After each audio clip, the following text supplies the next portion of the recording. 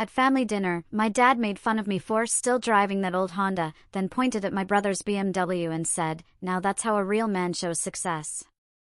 Everyone cracked up, until I spoke up. "He's been renting that car from me for 8 months now."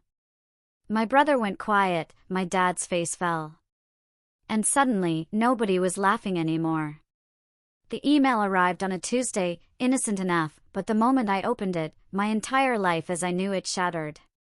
My own brother had secretly used my name to build his empire of lies, and I was about to watch it all crumble. It started, as these things often do, with a quiet dinner. But the tension hanging in the air that night was thick enough to cut with a knife, even before the truth spilled out. For years, I'd felt like an outline in my own family's portrait. My name is Caleb. I'm 34, and if I had to sum up my family dynamic, it's that appearances always mattered more than truth. Especially to my father, Robert. He's the kind of man who measures success by a luxury car, a brand-name watch, or shoes without a single scuff. And my younger brother, Leo? Oh, he was the golden child, born for the spotlight. Star athlete, business school grad, the only person I know who ironed a hoodie for the gym, just in case. Me? I'm quieter. I run a small, successful IT consulting business. Mostly remote, good clients, stable income. My house is paid off. I live simply by choice. My 2006 Honda Accord isn't flashy, but it runs perfectly because I take care of it. It's been with me through everything. Honestly, I've never seen the point of replacing something that works just to impress people I don't even like that much. But Robert never saw it that way. Every time we met, he'd find a way to jab. Sometimes subtle, "Still working from home, Caleb? Must be nice not needing a tie." Other times, it cut deeper. Leo always played along. It was an unspoken competition I never signed up for, ever since we were kids. I was the thoughtful one, the planner, the saver. Leo was the flashy risk-taker, with a grin that could charm anyone out of a parking ticket. And somehow, that always won him points with Robert. It was a Sunday evening when things really started to unravel. My mother, Sarah, had invited us for dinner, as she does every month or so, trying to keep us from drifting apart. She's the peacekeeper, always smoothing things over, always pretending we're a perfectly happy family.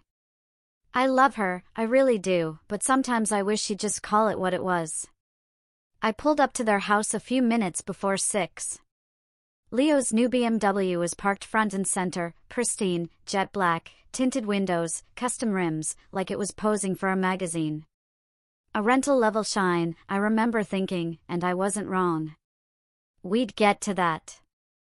Dinner started fine. Roast chicken, mashed potatoes, all of Sarah's usual feast. We made polite small talk. How's work? How's the weather? How's your dog? All the things you say when you're desperately avoiding anything real. Leo, naturally, was late. He strode in like he owned the place, flashing that grin, keys to the BMW dangling like a trophy. Robert clapped him on the back. "There he is," he boomed, "the man of the hour." I just kept eating. A few minutes later, we were all seated, passing plates, trying not to count how many rolls Leo took before anyone else. And that's when it started. Robert turned to me, a smirk on his face, fork suspended midair. "So, Caleb, still driving that old Honda?" He dragged out Honda like it was something filthy. The table chuckled. Leo laughed louder than anyone. My Uncle David, who I'd forgotten was even there, piped up, "Hey, if it ain't broke, don't fix it, right?" I managed a tight smile. "It gets me where I need to go," I said, not looking up. But Robert wasn't done. He pointed his fork toward the window, gesturing at Leo's BMW like it was a priceless masterpiece. "Now that's how a real man shows success," he said, his voice rising, making sure everyone heard. "Drives a car that turns heads, that tells the world who he is, not some rust bucket that belongs in a junkyard." My jaw tightened. I glanced at Sarah, but she just looked down at her plate. Typical. Leo leaned back, arms crossed, a smug look on his face, like, sorry, man. I don't make the rules.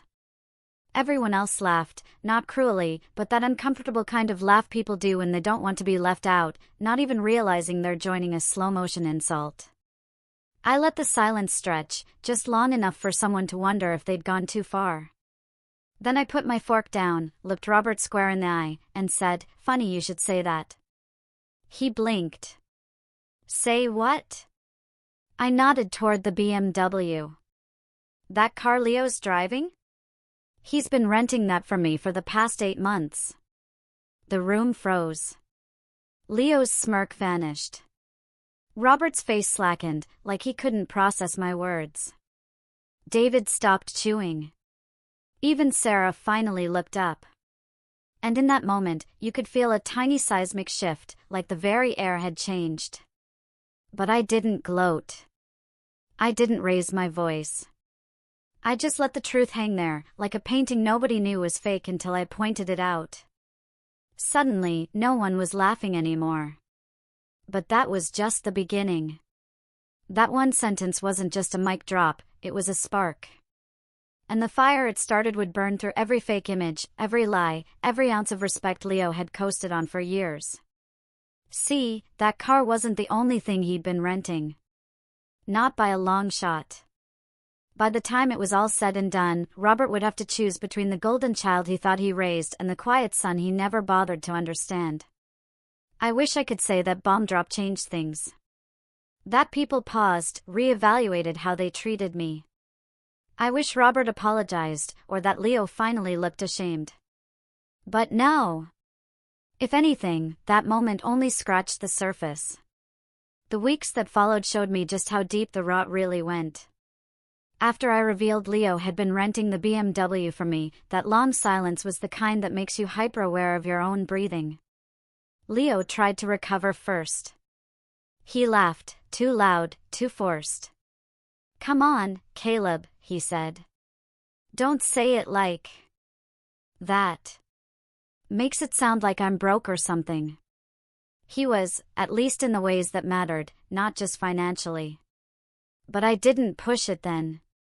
I let his deflection sit, letting everyone chew on the quiet truth. Leo wasn't everything he pretended to be. Robert slowly shook his head, like he couldn't believe me. What are you talking about? He asked, his voice low, unsure. I looked right at him. I bought that BMW last year. Leo couldn't qualify for financing, so he asked if he could use it. I let him, on the condition he made payments each month. I paused. Which he's been doing. Sometimes late. Sometimes not at all. Leo jumped in. It's temporary, just until the business picks up. You said it was fine. I cut him off. I said it was fine if you respected the deal, which you haven't. Sarah started stacking plates, trying to smooth things over. Okay. Let's just finish dinner, she said gently, as if this was a minor squabble, not a grenade just detonated in the middle of the table. I left early that night. Didn't help clean up. Didn't stay for dessert. I just got in my old Honda, turned the key, and drove home with my jaw clenched so tight it hurt. I was tired. Tired of biting my tongue, of swallowing disrespect like it was just part of the family recipe. But that dinner was just the first crack. What followed was the landslide. It started with little things. A week later, Leo called. He needed an extension on the BMW payment. Said he was waiting on a client, money in 2 weeks. I'd heard this song before. At this point, I was more of a car lender than a brother. You realize I could be leasing that out to someone else for twice what you're giving me, right? I said. Leo sighed, like I was the burden. Come on, man. Don't be that guy. We're family. You know I'll get you back. Except I also knew get you back meant he'd ghost my texts until I forgot about it. Still, I let it slide again. Not because I believed him, but because I needed time. I was starting to see things clearly. My patience wasn't infinite, and he was running out of chances. 2 weeks turned into 3. Then I found out from a mutual friend that Leo had gone on a weekend ski trip with his girlfriend. That was the moment something inside me shifted. I wasn't angry. I was done. I called him the next day. "You're a week past due," I said. "Where's the money?" He laughed. "Seriously, you're checking in on that right now? It's only a few $100, Caleb. 480, actually. Okay, but dude, I had a lot going on this month. Stressful stuff. You wouldn't understand." That sentence echoed in my head. You wouldn't understand. Like my life was just yoga and Netflix while he heroically fought dragons in the business world. "You have 3 days," I said. "Then the car is mine again. No more games." Leo hung up. 2 days later, Robert called me. That never happens. We usually only talk in person during holidays or family events where he can publicly roast me. So, getting a call felt off. Then he said, "You're threatening to take your brother's car?" I didn't say anything at first.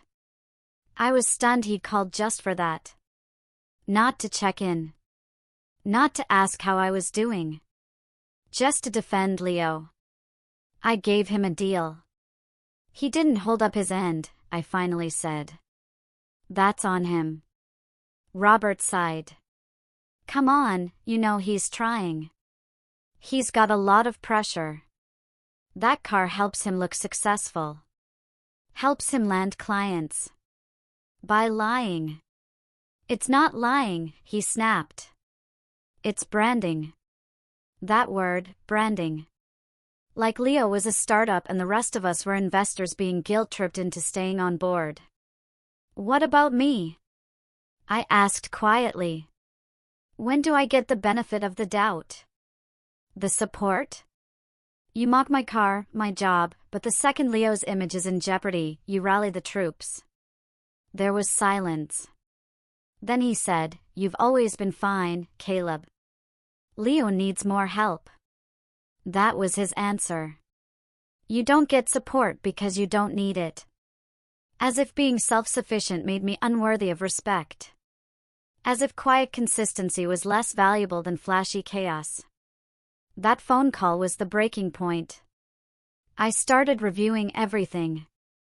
The times I'd covered for Leo in college when he blew tuition money on spring break.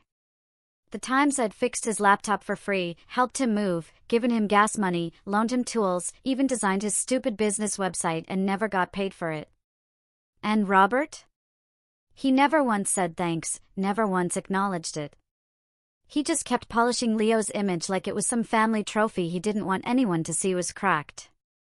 But the worst was yet to come.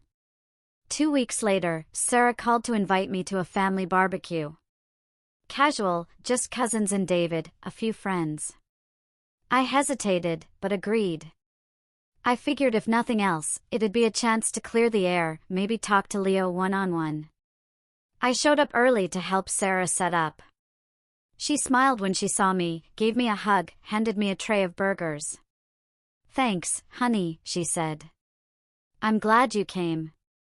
But then I saw it, parked in the driveway, polished to perfection, my BMW. I froze. Walked up to it. Noticed something different.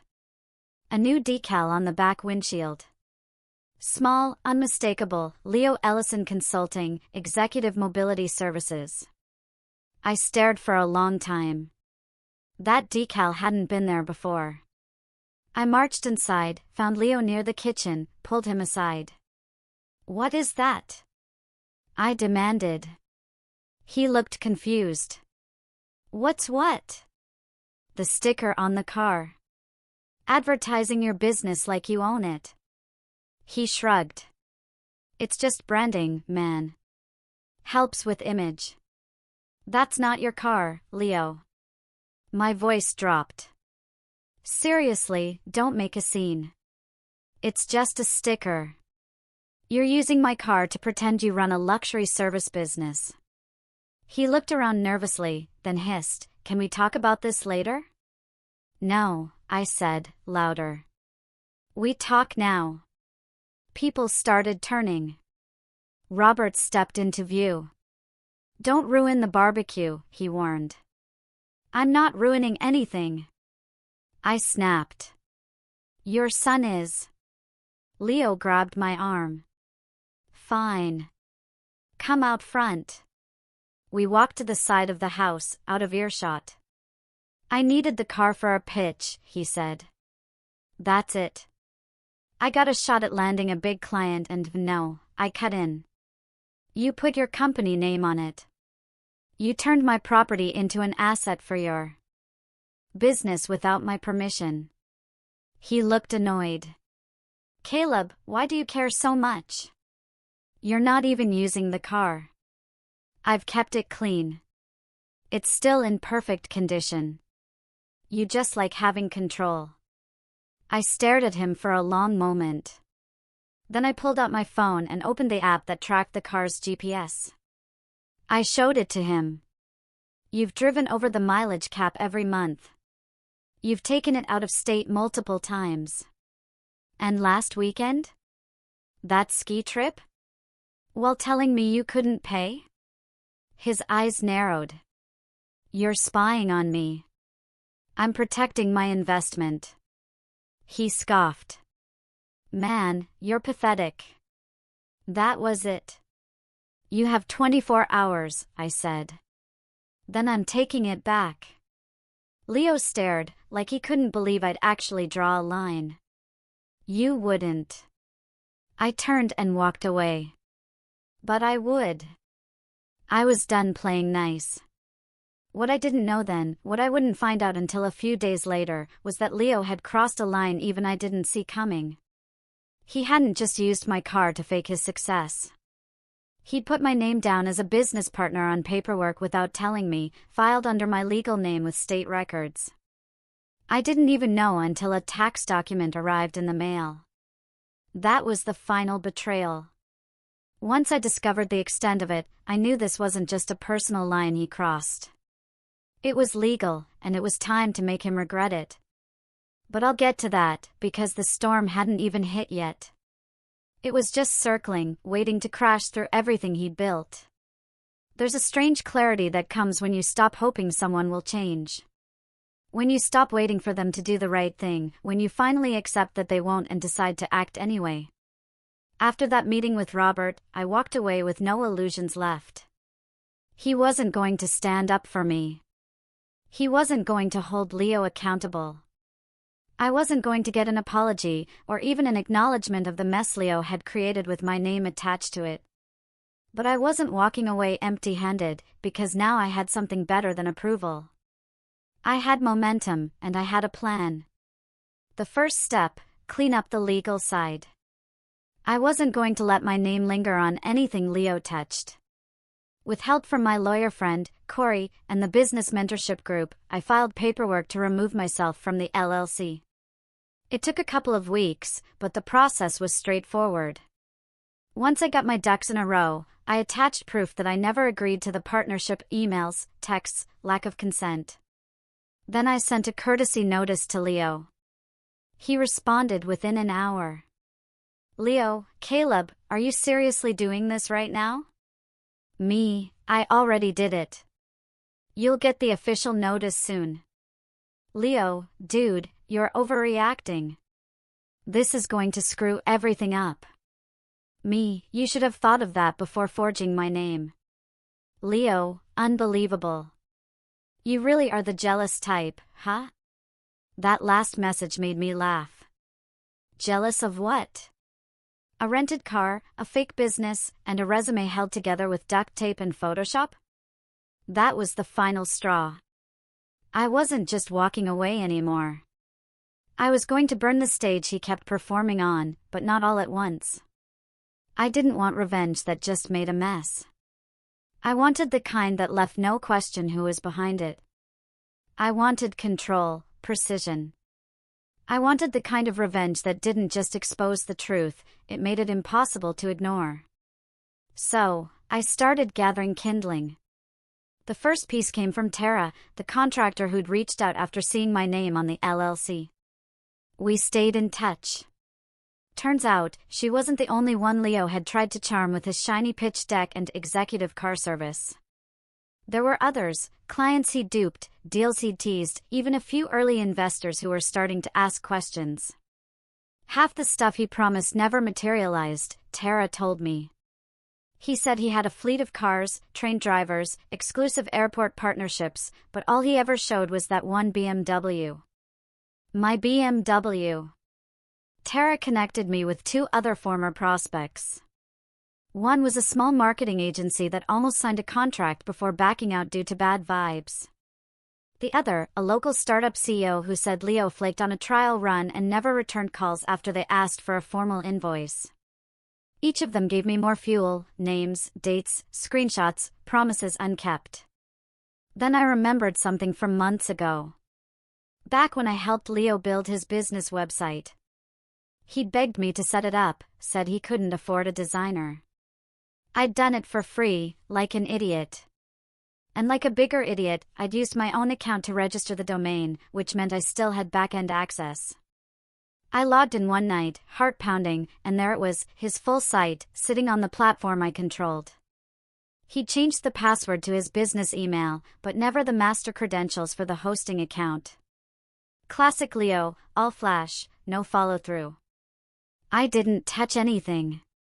Not yet. But knowing I held the keys? That changed everything. I spent the next few weeks watching from the shadows. Every time Leo posted a client success story on Instagram, I ran a reverse image search, stock photos. Every time he mentioned a partnership, I checked the company's site, nothing about him. Every time he claimed to be fully booked, I tracked the car GPS. Most days, it never left his driveway. It was a house of cards. All I had to do was pick the moment to flick it over. But timing was everything, so I waited. Then, 2 weeks later, my opportunity arrived. Sarah called. "Hey, sweetie," she said, a little hesitant. "We're having everyone over again for Robert's birthday. Just family and a few close friends. It would mean a lot if you came." I almost said no. I hadn't been to a family gathering in months. But then she added, "Leo's planning to make a little announcement. Something about the business finally taking off." There it was. The stage. He was about to give another performance. And this time, I'd be in the front row.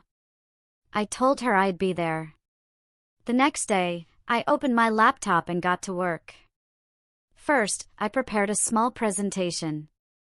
Nothing flashy, just a collection of screenshots, photos of the fake clients, messages from people he'd misled, the tax forms, the forged LLC filing, and, for good measure, a little montage of all the promises he'd made on social media versus the stark reality.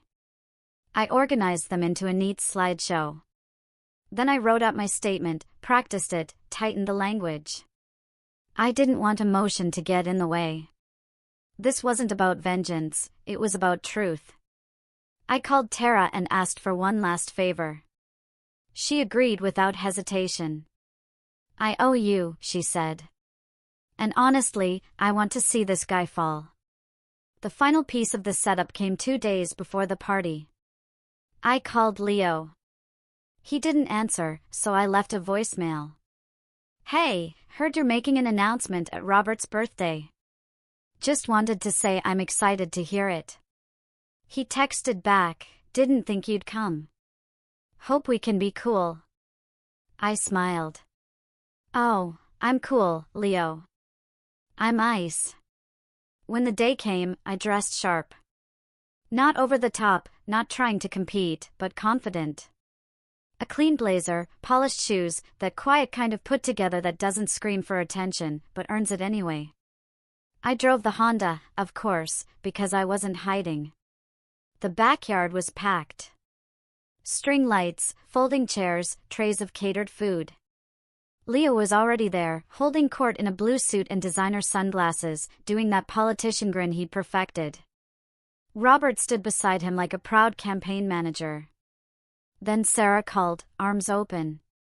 "Glad you made it." I hugged her, nodded at Robert. He gave me a half smile. Leo didn't even look at me, just kept chatting up some guy about expanding into new markets. The night went on. People laughed, drank, posed for pictures in front of a rented photo booth with the logo EMS printed on the backdrop. That's right. Leo had made a fake step and repeat banner.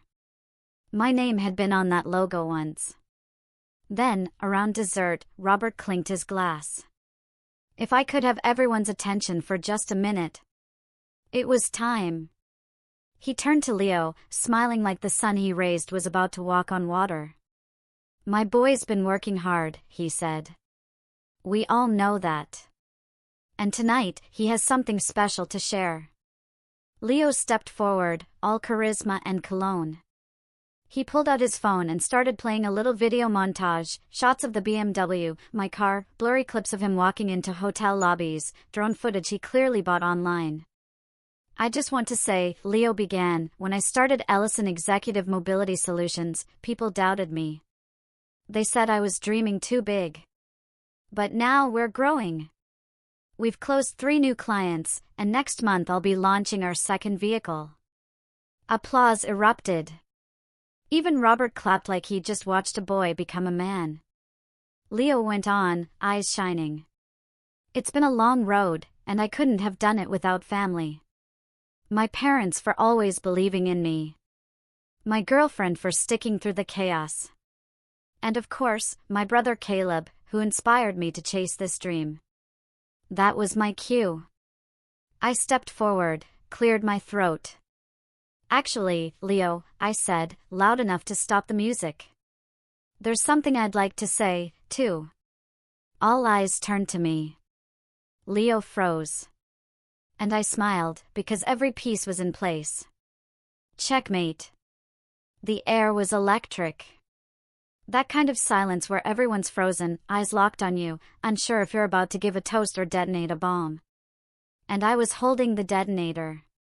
Leo stood stiffly beside Robert, his smile already cracked, posture shifting. He didn't say a word. He didn't have to, his body said enough. The nervous shuffle of his feet, the twitch at the corner of his mouth, he knew this was it. I pulled my phone from my pocket and took a breath. "I wasn't planning to say anything," I began, "but since my name got mentioned, I think it's only fair I set the record straight." A few people shifted in their chairs. Someone laughed nervously. Leo took one step toward me. "Caleb, maybe now's not the time." But I ignored him. I opened my phone and mirrored it to the TV Leo had used for his video montage. The same screen that was showing slow-mo footage of him shaking hands with blurred-out businessmen now displayed a different slideshow, one I had prepared carefully, quietly, in absolute detail. Slide 1, a screenshot of the state LLC filing with my name listed as co-founder, circled in red. First, Leo filed me as a business partner in his company without my knowledge or consent. I didn't sign anything. He used my legal identity without asking me. Murmurs rippled through the crowd. David leaned forward. One of our cousins covered her mouth. Slide 2, a copy of the email from the state confirming my removal from the LLC, dated 2 weeks ago. I had to go through legal channels to remove myself from his business and protect my credit and tax record. Leo's mouth opened slightly. He didn't speak, just stood there like a statue carved out of panic. Slide 3, the GPS tracker history from my car, the car Leo had been using to present himself as a luxury service provider. It showed his weekend ski trip, the repeated over-mileage drives and out-of-state routes that violated our original agreement. Leo's business pitch, the one he just gave you, "It's built on this BMW right here," I said, pointing out the window. "That car isn't his, it's mine. He's been renting it from me for almost a year. Late on payments, too." Someone near the back let out a low "oh." Slide 4, screenshots of Leo's website showing testimonials. Below that, I showed the same photos in their original context, stock image catalogs, untouched and unedited. Slide 5, messages from Tara and the 2 other near clients he misled. One had emailed a short statement I printed out and read aloud. Leo Ellison promised our firm exclusive transport services backed by airport contracts and a verified vehicle fleet. Upon investigation, none of these claims could be substantiated. Proceed with caution. I turned back to the crowd. There's no fleet, no train drivers, no contracts. There's just Leo, in my car, pretending. The silence that followed was deafening. Not out of confusion, but out of clarity. Leo's face was pale. He looked at Robert, searching for something. Backup? Denial? A lifeline? But Robert didn't meet his eyes. His jaw was tight. His arms were crossed. I closed the slideshow. I didn't do this to embarrass anyone, I said. But my name's been tied to this lie long enough. I spent years staying quiet, years helping, covering, bailing him out, and all I got in return was disrespect. I turned to Leo directly. You used my name, my car, my work. And the worst part? You never said thank you. You just expected it. Like I owed it to you. Leo finally spoke. Caleb, I didn't mean, yes, you did. I interrupted. You meant to cheat the system. And you meant to let me take the fall if it didn't work. But I'm not cleaning up your mess anymore. And with that, I walked out. I didn't wait for applause. I didn't wait for the aftermath. I just left. The cool night air outside felt like a full-body exhale. I got in my Honda, started the engine, and pulled away. No music, no rush, just peace. But the story didn't end at the barbecue. The fallout came fast, and it came hard. 2 days later, Leo's website went offline. I didn't touch it, even though I could have. No, this time it was his hosting account that got flagged after Tara and the other 2 filed formal complaints for misrepresentation and attempted fraud. Apparently, one of the investors he'd pitched had also seen the slideshow through a cousin who'd been at the party, and they started asking for their money back. Leo tried damage control, posted a half-hearted stepping away to restructure message on Instagram, turned off the comments when they flooded with questions, deleted half his past posts. But by then it was too late. The co-working space cancelled his lease due to misrepresentation of business activity. The banner with the company logo was thrown in the trash. The BMW returned to me quietly. He parked it at the edge of my driveway one night. Keys in the mailbox. No note, no text. He didn't even ask for the money he'd paid back. Robert didn't say much afterward. He called me once, 2 weeks later. Just said, I didn't know it was that bad. I replied, you didn't want to know. He sighed. You're right. It wasn't an apology, but it was the closest he'd ever come. And that was enough. A month after the fallout, I posted a new video on my growing YouTube channel. A story just vague enough not to mention names, but clear enough to carry the lesson. It was titled, What Happens When You Let People Borrow Your Name? It hit a nerve. Tens of thousands of views, hundreds of comments, people sharing their own stories, their own wake-up calls. I didn't reply to all of them, but I read every word, because in those comments, I saw something I hadn't seen in years, validation. Not for being flashy or loud or charming, but for being steady, for being honest, for finally standing up. Leo moved cities shortly after. Rumor has it he's rebranding and starting a new project. I haven't heard from him since, and honestly, I don't care to. I hope he figures himself out. I really do. But this time, he'll have to do it without my name on the paperwork. As for me, I'm good. My car is still running like a dream. My business is growing. My life is quiet, but it's mine. And for the first time in a long time, I'm not carrying anyone else's lies, only my own truth. Let them rent cars. Let them rent respect. What would you have done if your own brother betrayed you like that?